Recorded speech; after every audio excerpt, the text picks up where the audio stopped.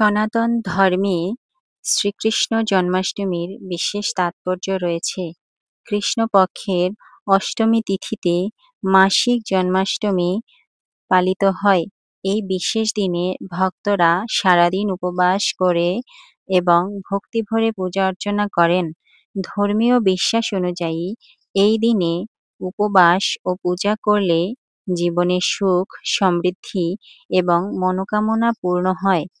জন্মাষ্টমীর তারিখ নিয়ে প্রায় বিভ্রান্তি দেখা যায়। চলুন জেনে নেওয়া যাক এবছর কবে পড়েছে জন্মাষ্টমী। 2025 সালে শ্রীকৃষ্ণের জন্মাষ্টমী পড়েছে 16ই আগস্ট শনিবার। এই দিনেই উপবাস পালন করবেন সবাই। জন্মাষ্টমী তিথি শুরু হবে 15ই আগস্ট 2025 রাত 11:49 অষ্টমী তিথি শেষ হবে 16ই আগস্ট 2025 রাত 9:34। জন্মাষ্টমীর রাতে নিশীথকালে পূজা করা হয়। সনাতন মিডিয়া চ্যানেলের ভিডিও দেখে আপনারা যদি উপকৃত হন, সমৃদ্ধ হন, তাহলে অবশ্যই চ্যানেলটি সাবস্ক্রাইব করবেন। জন্মাষ্টমীর রাতে নিশীথকালে পূজা করা হয়। 16ই আগস্ট রাত 12:04 থেকে 12:47 পর্যন্ত নিশীথ পূজার সময় নির্ধারিত। দৈহারির অনুষ্ঠানও এই দিনেই পালন করা হবে। জন্মাষ্টমীর পূজা বিধি। জন্মাষ্টমীর পূজায় ভক্তি ও নিষ্ঠাই প্রধান। সকালে স্নান সেরে পরিষ্কার পোশাক পরে উপবাসের সংকল্প নিন। সারাদিন ফল আহার করুন এবং সৎভাবে দিন কাটান। রাতে পূজার প্রস্তুতি নিন। একটি আসনে লাল বা হলুদ কাপড় বিছিয়ে সেখানে লাড্ডু গোপালের মূর্তি স্থাপন করুন। গোপালের মূর্তিকে পঞ্চামৃত দ্বারা স্নান করান। এরপর গঙ্গা জলে স্নান করিয়ে পরিষ্কার করে শুকনো কাপড়ে মুছে নিন। এরপর নতুন পোশাক, মুকুট, ময়ূরপুচ্ছ ও বাঁশি দিয়ে শ্রীকৃষ্ণকে সজ্জিত করুন। তারপর করুন ভজন, কাহিনী পাঠ এবং আরতি। শেষে প্রসাদ বিতরণ করুন।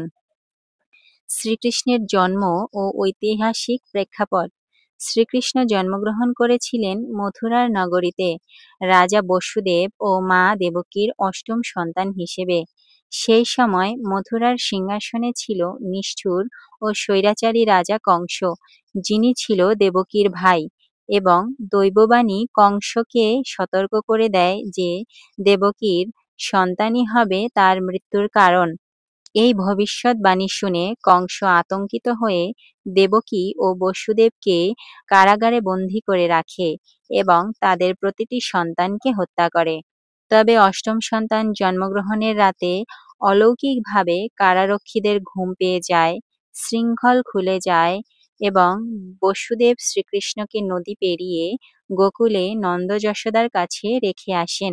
এই রাতই ছিল অষ্টমী তিথি, কৃষ্ণপক্ষ, শ্রাবণ মাস, যেই দিনে পালন করা হয় শ্রীকৃষ্ণের জন্মাষ্টমী। পুরাণে জন্মাষ্টমী ব্রত মাহাত্ম্য বর্ণনা করা হয়েছে এইভাবে: হে রাজন, এই আমি বিষ্ণুর জন্মদিবসীয় ব্রতের বিবরণ বললাম।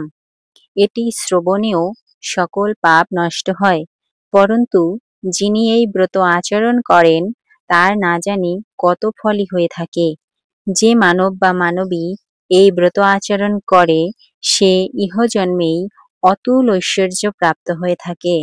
ধর্ম কামাভিলাষীগণ তৃতীয়া, ষষ্ঠী, অষ্টমী এবং একাদশী এই কয়টি তিথি পূর্ব তিথি দ্বারা বিদ্ধা হলে পরিত্যাগ করবেন। সুতরাং এই ব্রতেও সপ্তমী বিদ্ধা অষ্টমী বিশেষভাবেই বর্জনীয়। যথোক্ত নক্ষত্র না ঘটলেও নবমী যুক্তা অষ্টমী গ্রহণীয়। সূর্যোদয়ের পর যদি কিঞ্চিৎ কাল অষ্টমী এবং অন্য সকল দিন নবমী থাকে আর ব্রহ্মমুহূর্ত কালও রোহিণী নক্ষত্র যোগ ঘটে, তাহলে সেই দিনই সম্পূর্ণ অষ্টমী বলে ধরবে। নবমী যুক্ত অষ্টমী যে কুল কোটির উদ্ধার সাধন করে তা বলাই বাহুল্য।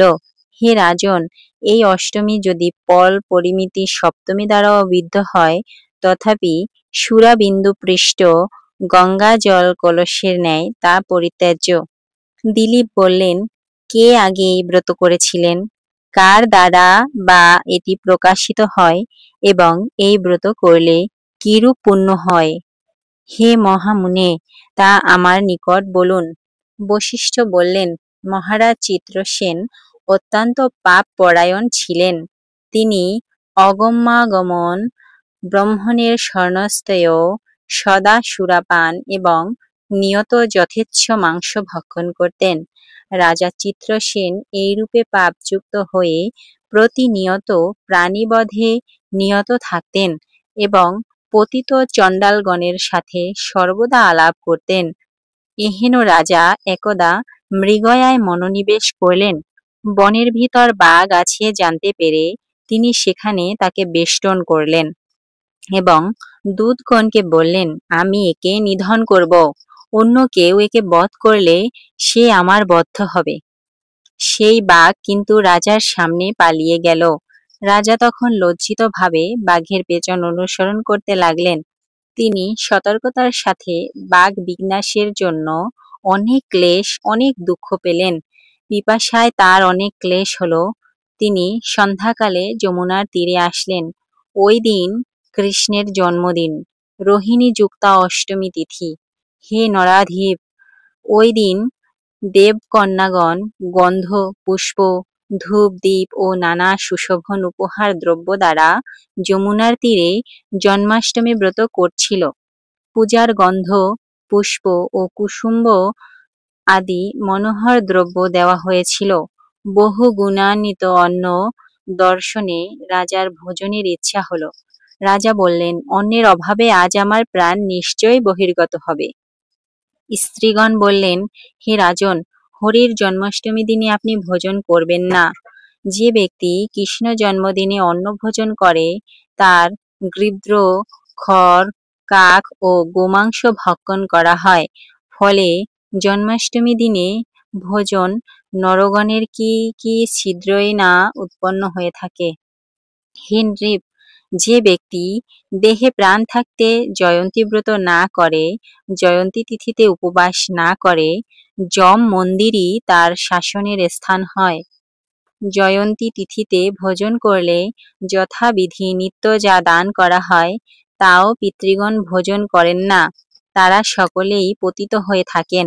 হে নরাধীপ, এইরূপ ব্রত বৃত্তান্ত শ্রবণ করে রাজা চিত্রসেনও কিঞ্চিৎ পুষ্প, গন্ধ এবং বস্ত্র এনে সহর্ষে ব্রত পালন করলেন। ব্রত অনুষ্ঠানের পর তিনি অবশেষে পালন করলেন। ব্রতের প্রভাবে চিত্রসেন মরণান্তে দিব্য বিমানে আরোহণ করে পিতৃদের সাথে হরিগৃহে উপনীত হলেন। মথুরায় গমন করে শ্রীকৃষ্ণের বদন কমল অবলোকন করলে মানুষ যে ফল প্রাপ্ত হয়, কৃষ্ণ জন্মাষ্টমী ব্রতেও সেই গুণ ফলই লাভ হয়ে থাকে। দ্বারকায় বিশ্বেশ্বর হরিকে দর্শন করলে দীন জনগণ যে ফল প্রাপ্ত হয়, কৃষ্ণ জন্মাষ্টমী ব্রতের অনুষ্ঠানেও সেই ফল লাভ হয়ে থাকে। তথ্য পদ্মপুরাণ ব্রহ্মখণ্ডনম। জন্মাষ্টমীর উপবাসের তাৎপর্য কি? জন্মাষ্টমীর উপবাসে একাদশীর মতোই আধ্যাত্মিকভাবে ফলপ্রসূ বলে মনে করা হয়। বলা হয়, এটি পাপ মোচন করে এবং পরিবারের সমৃদ্ধি, সুখ এবং প্রাচুর্য বয়ে আনে।